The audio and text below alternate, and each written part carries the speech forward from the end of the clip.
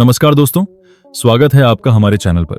आज की इस वीडियो में हम बात करने वाले हैं एक ऐसी बड़ी गलती की जो बहुत से लोग बैंक में पैसा जमा करते समय कर बैठते हैं और ये गलती आपको लाखों रुपए का नुकसान पहुंचा सकती है। क्या आप जानते हैं कि साल 2025 में बैंकिंग नियमों में कुछ बदलाव हुए हैं जो आपके पैसे की सुरक्षा से जुड़े हैं। अगर आप बैंक में पैसा जमा करते हैं, चाहे वो सेविंग अकाउंट में हो या फिक्स्ड डिपॉजिट में, तो ये वीडियो आखिर तक जरूर देखें, क्योंकि आज हम बताएंगे वो नया नियम क्या है और वो बड़ी गलती क्या है जिससे आपको बचना चाहिए। अगर आप इस गलती से बच गए तो आपका पैसा ज्यादा सुरक्षित रहेगा।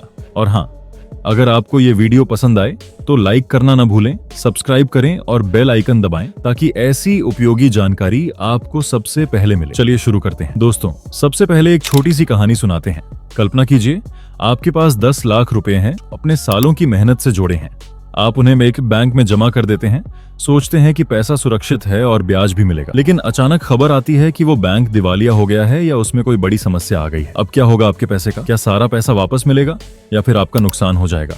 यही वो बड़ी गलती है जो बहुत से लोग करते हैं, सारा पैसा एक ही बैंक में जमा कर देना। और साल 2025 का नया नियम इसी से जुड़ा है, जो आपके पैसे की सुरक्षा को मजबूत बनाता है। लेकिन अगर आपने गलती की तो बड़ा जोखिम है। अब सवाल ये है कि ये नया नियम क्या है। दोस्तों, भारत में हर bank deposit insurance and credit guarantee corporation यानी DICGC के तहत आते हैं। ये एक सरकारी संस्था है जो आपके बैंक डिपॉजिट को इंश्योर करती है।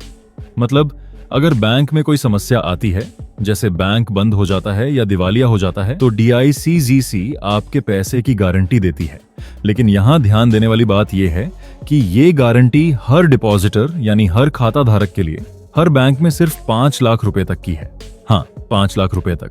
इससे ज्यादा का पैसा अगर बैंक फेल होता है तो वो रिस्क पर होता है और आपको पूरा पैसा वापस मिलने की कोई गारंटी नहीं। साल 2025 में बैंकिंग रेगुलेशन एक्ट में संशोधन हुआ है, जो अगस्त से लागू हो गया है। इस संशोधन में बैंकिंग सिस्टम को ज्यादा मजबूत बनाने पर जोर दिया गया है, लेकिन डिपॉजिट इंश्योरेंस की लिमिट अभी भी 5 लाख ही है। पहले भी ये नियम था, लेकिन अब बैंक फेलियर के मामलों में ज्यादा पारदर्शिता और तेज क्लेम प्रोसेस पर फोकस है। उदाहरण के लिए, हाल के सालों में कुछ कोऑपरेटिव बैंक फेल हुए हैं, जैसे PMSE बैंक या यस बैंक का केस, जहां लोगों को अपना पैसा वापस पाने में मुश्किल हुई, लेकिन DICGC ने 5 लाख तक का पैसा जल्दी लौटाया। अब इमेजिन कीजिए, अगर आपने एक ही बैंक में 10 लाख या 20 लाख जमा किए हैं, तो 5 लाख से ऊपर का पैसा आपको बैंक की रिकवरी पर निर्भर करेगा, जो सालों लग सकता है या शायद कभी न मिले। तो वो बड़ी गलती क्या है? गलती ये है कि लोग अपना सारा पैसा एक ही बैंक में जमा कर देते हैं, सोचते हैं कि बैंक सुरक्षित है। लेकिन सच्चाई ये है कि भारत में कमर्शियल बैंक तो मजबूत हैं, लेकिन कोऑपरेटिव बैंक या छोटे बैंक में रिस्क ज्यादा होता है। और साल 2025 में RBI ने बैंकिंग सिस्टम में और ज्यादा सख्ती लाई है, जैसे मिनिमम बैलेंस रूल्स में बदलाव। जहां ICICI बैंक ने मेट्रो शहरों में मिनिमम बैलेंस 50,000 रुपए कर दिया है, HDFC ने 25,000। लेकिन इन सबके बीच इंश्योरेंस लिमिट को नजरअंदाज करना सबसे बड़ी गलती है। अब ये समझिए कि ये इंश्योरेंस कैसे काम करता है। DICGC सभी तरह के डिपॉजिट को कवर करता है, saving account, current account, fixed deposit, recurring deposit. लेकिन ये प्रति व्यक्ति प्रति बैंक है। मतलब अगर आपके 2 बैंक में अकाउंट हैं, तो हर बैंक में 5 लाख तक का कवर है, कुल 10 लाख, और इसमें प्रिंसिपल अमाउंट के साथ ब्याज भी शामिल होता है। लेकिन अगर आपने एक ही बैंक में अलग अलग ब्रांच में पैसा जमा किया है, तो भी कुल कवर 5 लाख ही रहेगा। हाँ, सही सुना आपने, अलग अलग ब्रांच नहीं, बल्कि पूरा बैंक एक यूनिट माना जाता है। एक और महत्वपूर्ण बात, ये कवर सभी बैंकों पर लागू होता है, चाहे वो सरकारी बैंक हो जैसे SBI या प्राइवेट जैसे HDFC, ICICI। यहाँ तक कि फॉरेन बैंक भी कवर होते हैं, लेकिन NRO या NRI अकाउंट भी शामिल हैं। लेकिन ध्यान दें, ये इंश्योरेंस म्यूचुअल फंड, स्टॉक या गोल्ड डिपॉजिट पर नहीं लागू होता, सिर्फ बैंक डिपॉजिट पर। अब सवाल यह है कि इस गलती से कैसे बचें। दोस्तों, सबसे आसान तरीका है डाइवर्सिफिकेशन, मतलब अपना पैसा अलग अलग बैंकों में फैलाएं। उदाहरण के लिए, अगर आपके पास 15 लाख रुपए हैं, तो 3 बैंकों में 5-5 लाख जमा करें। इससे हर बैंक में आपका पैसा पूरी तरह इंश्योर होगा। दूसरा, बड़े और मजबूत बैंकों को चुनें, जैसे SBI, PNB या HDFC, जहां फेलियर का रिस्क कम है। लेकिन याद रखें, इंश्योरेंस लिमिट हर जगह एक जैसी है। एक और टिप, बैंक में पैसा जमा करते समय नॉमिनी जरूर ऐड करें। साल 2025 के बैंकिंग अमेंडमेंट बिल में अब आप 4 नॉमिनी तक ऐड कर सकते हैं। पहले सिर्फ 1 होता था। अगर कुछ अनहोनी होती है तो नॉमिनी को पैसा आसानी से मिल जाता है बिना कोर्ट के चक्कर काटे। गलती मत करना बिना नॉमिनी के पैसा जमा करना, क्योंकि तब वारिसों को प्रोबेट या सक्सेशन सर्टिफिकेट की जरूरत पड़ती है, जो मुश्किल है। अब कैश डिपॉजिट से जुड़ी एक और गलती के बारे में बात करते हैं, क्योंकि बहुत से लोग कैश में पैसा जमा करते हैं। साल 2025 में इनकम टैक्स रूल्स में सख्ती आई है।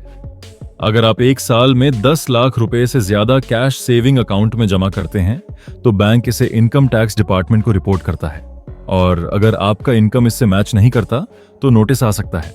इसी तरह एक दिन में 50,000 से ज्यादा कैश जमा करने पर पैन कार्ड जरूरी है। गलती मत करना बिना सोर्स बताए बड़े अमाउंट कैश जमा करना, क्योंकि ये टैक्स ट्रबल में फंसा सकता है।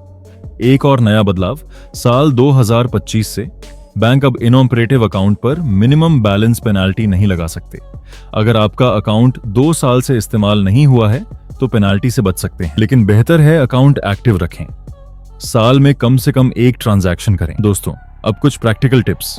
सबसे पहले अपना बैंक बैलेंस चेक करें और देखें कि कहीं एक बैंक में 5 लाख से ज्यादा तो नहीं है। अगर है तो दूसरे बैंक में ट्रांसफर करें। दूसरा, फिक्स्ड डिपॉजिट करते समय अलग अलग बैंकों में करें और हर एफडी पर नॉमिनी ऐड करें। तीसरा, अगर आप सीनियर सिटीजन हैं तो स्पेशल एफडी स्कीम्स देखें, जैसे एचडीएफसी की, जहां ज्यादा ब्याज मिलता है। लेकिन इंश्योरेंस लिमिट मत भूलना। अंत में याद रखें, बैंक में पैसा जमा करना सुरक्षित है, लेकिन स्मार्ट तरीके से करें। साल 2025 के नए नियमों का फायदा उठाएं, जैसे मल्टीपल नॉमिनी और बेहतर पारदर्शिता। लेकिन वो बड़ी गलती, सारा पैसा एक जगह जमा करना, कभी ना करें। इससे आपका पैसा सुरक्षित रहेगा और मन की शांति मिलेगी। अगर आपको ये जानकारी उपयोगी लगी तो कमेंट में बताएं कि आपके पास कितने बैंक अकाउंट हैं और क्या आपने अपना पैसा डाइवर्सिफाई किया है। वीडियो को शेयर करें अपने दोस्तों और फैमिली के साथ, ताकि वो भी इस गलती से बच सकें। अगली वीडियो में मिलते हैं एक नई फाइनेंशियल टिप के साथ। धन्यवाद।